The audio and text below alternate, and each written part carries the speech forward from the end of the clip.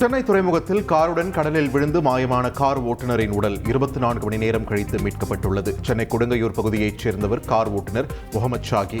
துறைமுகத்தில் கடலோர காவல் படையில் பணிபுரிந்து வரும் அதிகாரி ஜுகேந்திர காண்டாவை அழைத்து வர ஜவஹர் டக் 5 என்ற இடத்திற்கு சென்றார். அப்போது கார் கட்டுப்பாட்டை இழந்து கடலில் விழுந்தது. கடற்படை அதிகாரி தப்பித்த நிலையில் முகமது ஷாகி மாயமானார். கடலோர காவல் படையினர், தீயணைப்புத் துறையினர் 85 அடி ஆழத்தில் இருந்து காரை மீட்டனர். ஆனால் மாயமான முகமது ஷாகியை கண்டுபிடிக்க முடியாததால் தொடர்ந்து தேடி வந்தனர். இந்நிலையில் சம்பவ இடத்திலிருந்து 100 மீட்டர் தொலைவில் கார் ஓட்டுநர் ஷாகியின் உடல் ஒதுங்கியது.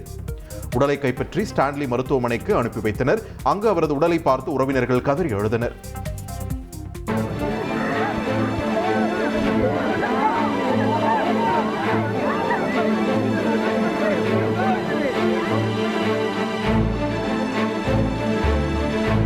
மட்டும் இல்லாம தேன் மெழுகு மகரந்தத்தின் மூலமா உங்களுடைய லாபத்தை அதிகரிக்கணுமா?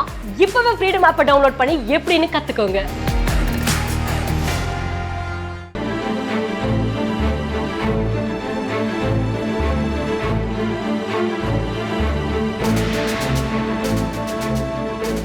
அஞ்சு மணி வரைக்கும் பார்த்துட்டு இல்லை முடியலன்னு சொல்லி அனுப்பிட்டாங்க.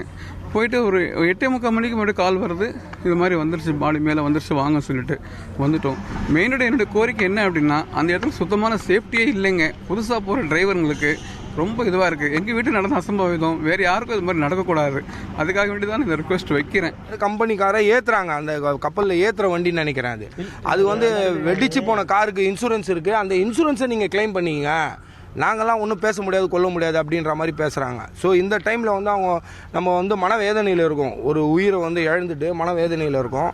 ஆனால் நியாயம் கேட்க போனால் நீங்கள் காசு கேட்குறீங்களா அப்படின்ற மாதிரி பேசுகிறாங்க. அது பேசுகிறது கம்பெனியாக இருந்தால் கூட பிரச்சனை இல்லை, பேசுகிறது காவல்துறை. ரொம்ப மன வேதனையாக இருக்குது.